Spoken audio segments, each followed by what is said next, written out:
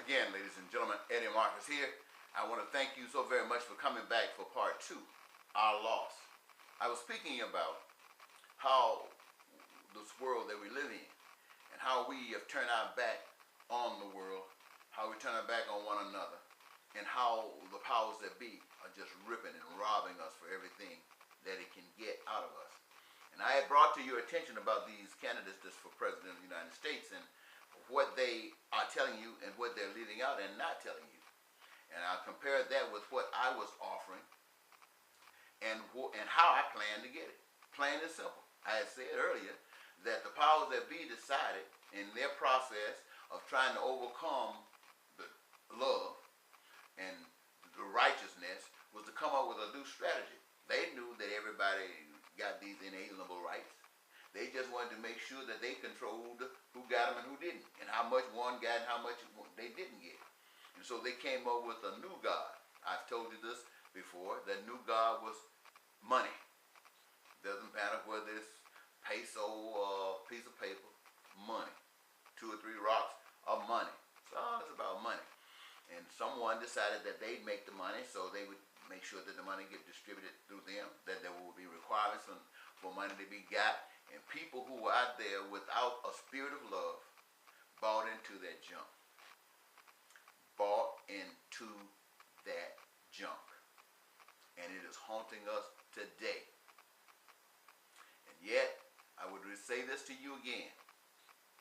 How would I make sure that everybody had housing?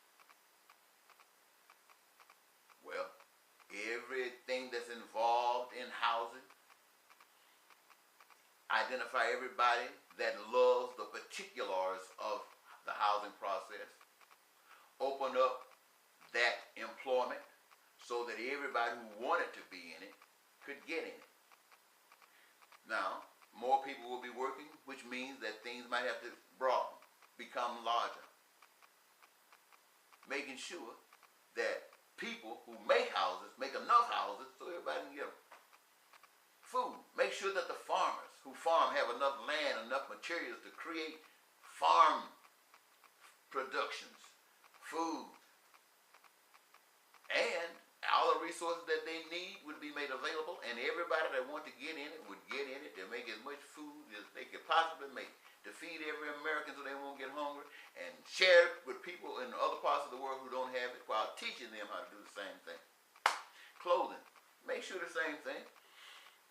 All the people that's in that clothing process, from getting the materials, putting it together, whatever, that those people who love that do that. Now you say, well, they're not getting paid. Let me ask you something. What do you do with your money?